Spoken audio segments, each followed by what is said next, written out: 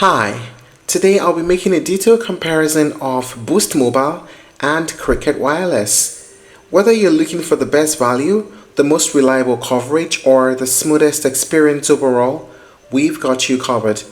And in this video, we'll compare both platforms and help you find out which prepaid wireless carrier gives you the most bang for your buck in 2025. Let's get started. Cricket Wireless was founded way back in 1999 in Chattanooga, Tennessee. It started off as a small regional provider but quickly made a name for itself in the prepaid market. Fast forward to 2014 and Cricket was acquired by AT&T.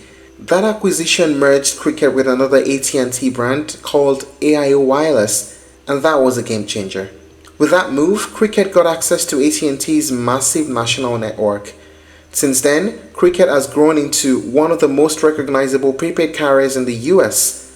In 2020, it also started rolling out 5G service, bringing it more in line with postpaid competitors.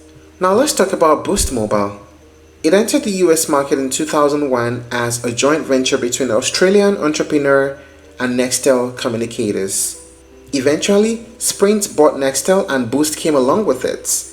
And then came another shakeup when T-Mobile merged with Sprint in 2020.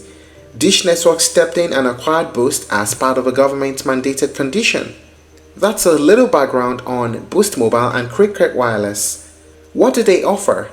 Let us talk about the main features of both platforms. We start with Cricket Wireless.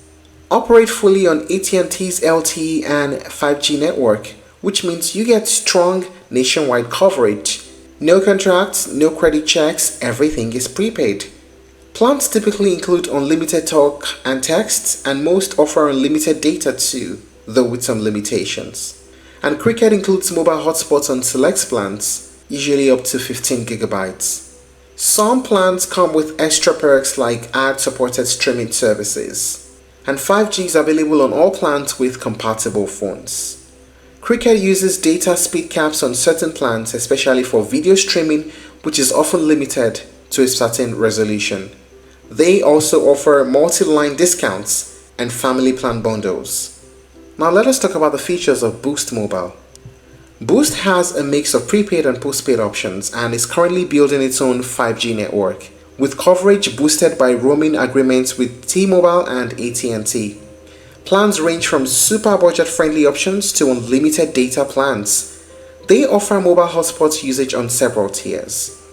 There are no annual service contracts, and you can bring your own device or purchase new ones through Boost. They recently offered affordable connectivity program support until funding for that program ran out in 2024.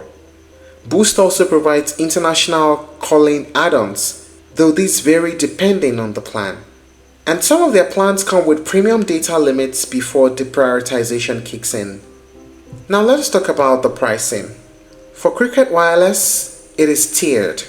There's a Select Unlimited, there's a Smart Unlimited, and there's a Supreme Unlimited.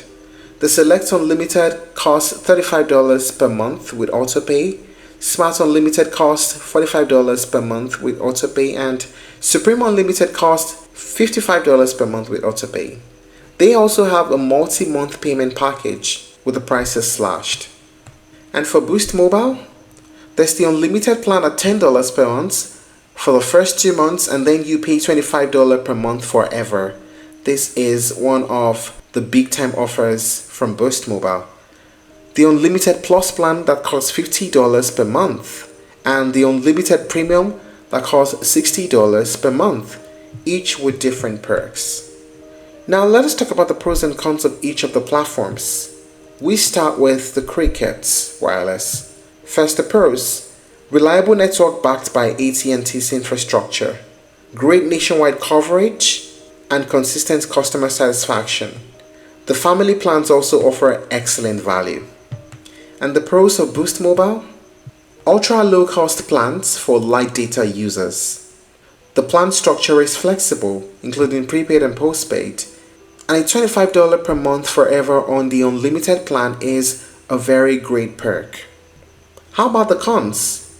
For Cricket Wireless, video streaming capped to standard definition, even on the premium plans. The hotspot data is limited and there's less flexibility for ultra budget users. How are the cons of Boost Mobile? Network coverage may be inconsistent depending on your location, and is still growing in its own infrastructure. Customer service has received poor reviews in the past, but this is not always the case. So here's the big question: which one should you choose in 2025? Well, here's a quick summary. If you're looking for a worry-free experience with reliable network performance, solid customer support, and family plans that make budgeting easier, then Cricket Wireless is a strong choice.